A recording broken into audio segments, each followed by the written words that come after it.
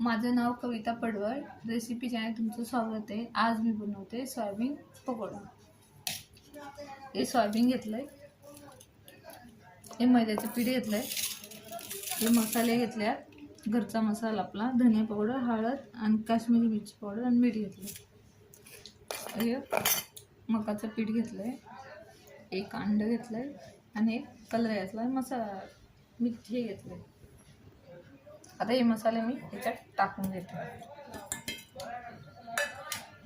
आता याच्यामध्ये मैद्याचं पीठ टाकते, 3 चमचे टाकते, 3 आणि थोडंसं 3, आणि हे आपलं मकाचं पीठ ते थोडं टाकते। आता याच्या एक अंड फोडून टाकते।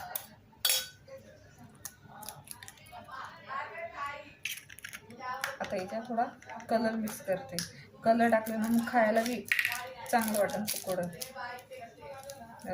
कलर टाकते, तुम्हाला टाकायचं टाका, एकदा करून बघा आणि लाईक करा। बघा आता मी मिक्स करून घेतले, तर चांगलं मिक्स झालं। आता मी मला बनवतोय दाखवते, नंतर दाखवते।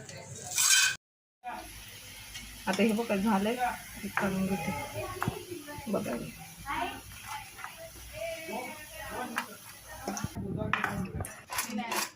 आवाज येतो का? हे बघा कुरकुरी झाले, एकच नंबर झालाय। तुम्ही एकदा करून बघा सोयाबीन